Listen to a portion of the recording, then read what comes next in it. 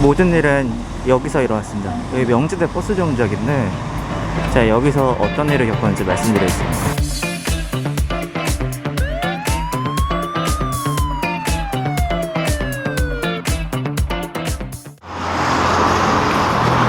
일단 명지대 버스 정류장에 사람이 너무 많아서 방해가 될 것 같아서 아예 다른 버스 정류장에 왔어요. 여기서 제가 한번 그대로 어떤 일이 있었는지 말씀드리겠습니다. 그날은 제가 작업실에 가려고 버스 정류장에 이렇게 버스를 타러 도착을 한 상태였습니다. 버스를 타러 오면 사람들이 제일 먼저 이걸 보지 않습니까? 그냥 이거를 보고 있는 그 상황이었는데 갑자기 누가 제 앞에 어떤 여자분이 와가지고 저를 찍는 거예요. 저를 찍으면서 사진이랑 영상 같은 걸 찍으면서 갑자기 저한테 욕을 막 하기 시작을 하더라고요. 진짜 어이없지만 그게 한 10초도 안 돼서 도착한 지 진짜로 실제로 있었던 일이었습니다. 네, 그래서 뭐 어떻게 하겠어요. 그냥 당황했죠. 당황하고서 보니까 그분이 저를 경찰에 신고하시겠다고 이러고 진짜로 경찰에 신고를 하고 있는 거예요. 그 순간에 나도 직감을 한 거야. 아 이거 좋댔다. 진짜 와 이거 지금 내 인생 망할 수도 있는 순간인 거구나. 내가 그런 걸 겪는구나 지금 판단이 됐고, 다행히 저는 그래도 그 자리에서 맞신고를 했습니다. 그대로 저도 경찰에 신고를 했고 경찰한테 상황을 설명하니까 그대로 이제 출동하시겠다고 하시더라고요. 그분이 저를 계속 찍고 있었기 때문에 저도 이 상황에서 내가 그러지 않았다라는 걸 남겨야 되잖아요. 그래서 저도 같이 영상으로 찍고 있었습니다. 기가 막히지만 어쩔 수가 없는 상황이었던 거예요. 일단은 나도 내 무고함을 증명을 해야 되니까. 아니 저한테 왜 그러시는 거예요? 안 가요. 안 가요. 경고했어. 가지도 않았어요. 두 번에 사과했어. 근데 왜 그러시는 거예요 저한테? 싫어, 거짓말 하지 마, 가르치지 마. 너 또 그러네. 아예 다짜고짜 왜 그러시는 건데요?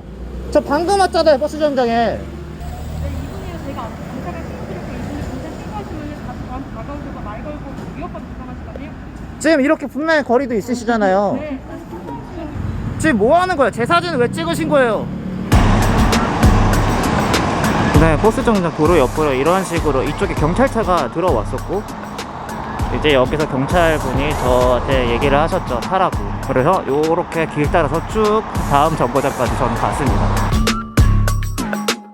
그나마 불행 중 다행이었던 거는 저를 태워서 가실 경찰관 분이 얘기를 하시더라고요. 저분이 이 근처에서 유명한 분이다 저런 걸로 어쩔 수가 없다고 피하는 게 상책이라고. 그래서 저를 다음 버스 정류장에 데려다 주시더라고요. 여기서 버스 타고 가라고. 그 당시에는 아 다행이다, 불행 중 다행이다, 너무 안도감이 커가지고 아 감사합니다 다행이네요 이러고 내렸어요. 그리고 버스 타고 갔단 말이에요. 근데 생각해보니까 또 그건 아니고, 만약에 이게 많이 그랬던 다음에 지금 걸린 거잖아요. 그게 아니라 첫 번째 한 두 번째 정도였을 때 걸린 거였다거든. 진짜 이거 그냥 상황이 진행되는 거잖아요. 진짜 기가 막히고 할 말이 없더라. 세상에 이런 일이 일어나더라고요. 이런 분이 멀쩡하게 잘 계속 똑같은 짓을 하고 다니시는 거예요. 그래서 처음에는 이거를 컨텐츠로 만들지 말지 되게 고민을 많이 했어요. 왜냐면은 되게 예민한 문제잖아요 우리나라에서 이게. 그리고 최근에 대선도 끝났지만 뭐 윤 당선인의 그 대표적인 공약 중에 하나가 무고죄 처벌을 강화하겠다는 거였잖아요. 물론 저는 이 채널은 정치적인 채널 전혀 아닙니다. 저는 그런 얘기 할 생각도 없고, 다만 그 여성분께서 저한테 대놓고 그 소리 지르면서 막 저한테 촬영하면서 욕을 하고 막 할 때 저한테 분명히 그랬거든요. 내가 네 인생 나락으로 떨어뜨리고 너 인생 망하게 만들어버리겠다 이러면서 막 신고를 하시고 하셨단 말이에요. 나는 그걸 당한 당사자로서 실제로 겪은 사람으로서 경험을 가지고 어떤 생각을 가지게 되고 의견을 가질 수 있는 거잖아요. 당사자 겪은 사람한테 다른 얘기하는 사람이 있을 수가 있나요? 없잖아요. 그러니까 저는 제가 겪은 일을 얘기하는 거기 때문에 그냥 그런 식으로 봐주시면 될 것 같습니다.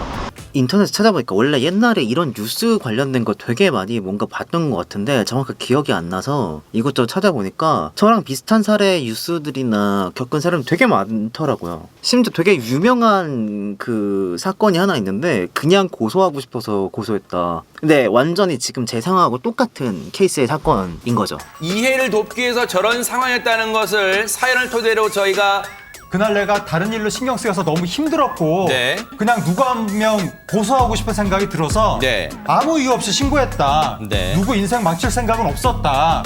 이런 식으로 여성이 이야기했다고 합니다. 네.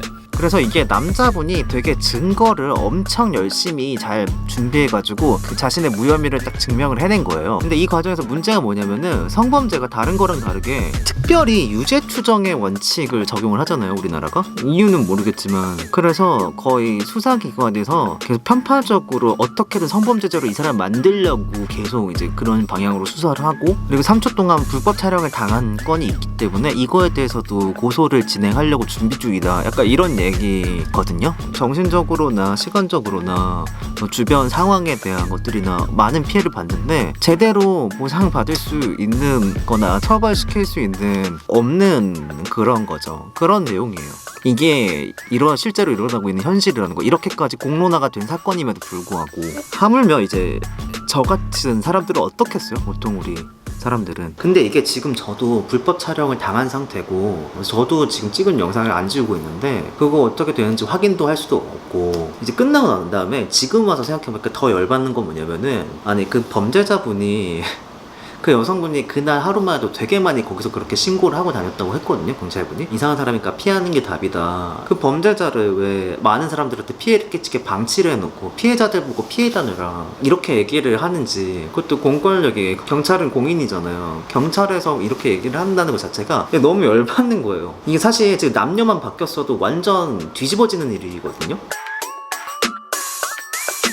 지난 대선 때 무고죄 관련된 그 공약이 굉장히 핫한 이슈 중에 하나였잖아요. 결국에 무고죄 처벌을 강화하겠다고 했던 후보가 당선이 됐고, 문제는 다른 두 강력한 후보가 계속해서 무고죄 처벌을 왜 강화해야 되나, 그거 안 된다, 무고죄 처벌을 강화하면 절대 안 된다, 이렇게 했었단 말이에요. 다시 찾아봤어요. 그러니까 원래는 이 공약에 대해서 그렇게까지 그러니까 왜냐면 대선이라는 게 다른 공약, 되게 수많은 경제라도 여러 공약들 되게 많이 중요하잖아요. 여러 가지 다 보잖아요. 근데 이 공약에 꽂혀서 다시 봤어, 내가. 아니, 기본적으로 사실 무고죄에 대한 처벌을 강화해야 된다, 이거 반대하는 건 사실 상식적으로 이미 여기서부터 이게 말이 안 되잖아요. 이거를 당연히 무고죄 처벌 강화하면 안 된다 이렇게 말할 사람 없단 말이에요. 그래서 왜 이 후보들이 반대를 하는지 궁금한 거야. 내가 찾아봤어요. 그래서 다시 한번 후보들이 하는 얘기들 들어보면서 그냥 보통 보통 사람들의 입장에서 상식선에서 생각을 해보자 이거요. 성범죄를 더 세게 처벌하게끔 저희가 상향을 하니까 무고도 거기에 맞춰서 좀 상향을 제가 하겠다, 이해하는 이런 바로는 얘기죠. 근로기준법 위반에 대한 신고 또는 직장 내 성희롱, 성추행에 대한 신고를 차단하기 위해서도 사실 무고죄 고소가 활용되기도 합니다. 결국에는 무고죄 처벌 강화를 반대했던 사람들의 의견들이 피해자를 압박하는 수단으로 악용된다, 이 얘기거든요. 만약 악용이 된 거는 악용이 되지 않게 하는 게 중요한 거지, 악용이 될 수도 있으니까 아예 가야 되는 방향으로, 올바른 방향으로 가지 말자라는 게 말이 되는지, 상식적으로 그거를 그런 식으로 생각할 사람이 몇이나 있을지 사실 잘 모르겠어요. 그냥 딱 들어도 이해가 안 되지 않나? 진짜로 무고를 당한 사람들은 어떻게 하라고, 무슨 생각으로 그런 얘기를 하는 건지 이거는 상식적으로 이해가 안 되죠. 그리고 뉴스가 하나 있어요, 이거 관련해가지고. 제가 그거를 봤는데 그 무고죄 처벌을 강화하면 안 된다 쪽을 얘기하면서 어떤 변호사님이 얘기를 하시는데, 전체 범죄 비율 대비 성범죄에서 특별히 무고 비율이 높은 통계를 보여주고 있지 않다. 그래서 특별히 성범죄에서 무고죄 처벌을 강화할 필요가 없다, 특별히 취급해야 될 이유가 없다, 이런 식으로 말씀을 하시는 거예요. 근데 이건 사실 무고죄 처벌 강화를 반대하는 입장에서 얘기를 한 건데, 우리가 보통 그냥 딱 들었을 때 이거 되게 뭔가 이상한 얘기죠. 무고 비율이 다른 범죄 대비 특별히 높지 않다면은 당연히 악용되고 있지 않은 거잖아요. 그거를 특별히 더 악용하고 있지 않다는 얘기예요. 그런데 굳이 반대해야 된다? 이게 상식적으로 여러분 이해가 되나요? 일단 나는 안 돼.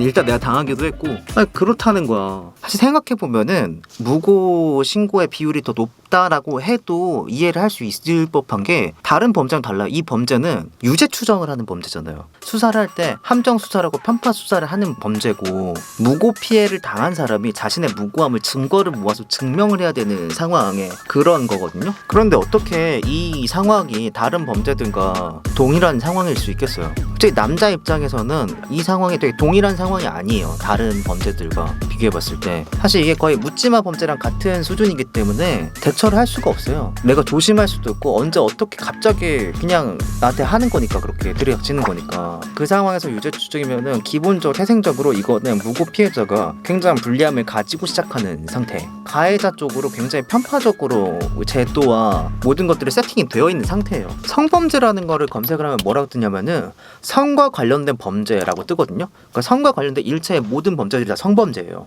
성범죄 중에서도 무고 가해자들도 성범죄자잖아요. 여성 성범죄자 중에서 무고 가해자들이 전자발찌를 착용하거나 알림이에 신상 공개가 되나요? 전혀 그렇지 않잖아요, 사실. 남자들은 주변에 누가 그런 조심해야 될 사람이 있는지 대처도 할 수가 없어요, 아예. 기본적으로 지금 세팅되어 있는 제도 자체가 그 정도 가해는 할 수 있게끔, 그 정도 가해는 해도 되게 지금 세팅이 되어 있는 상태란 말이에요. 하여튼 이거를 조금 찾아보고 혼자 제가 겪은 일을 되새기면서 남녀 모두가 안전하게 살 수 있는 그런 나라가 됐으면 좋겠습니다. 꼭 무고죄 처벌 강화가 이루어졌으면 좋겠고 이번 기회에. 그리고 여성 무고 가해자들 꼭 신상 공개 전자발찌 착용됐으면 좋겠습니다. 말이 심한가? 이게 심한 말 아니잖아 솔직히. 그치? 심한 말은 아니야 이게 내가.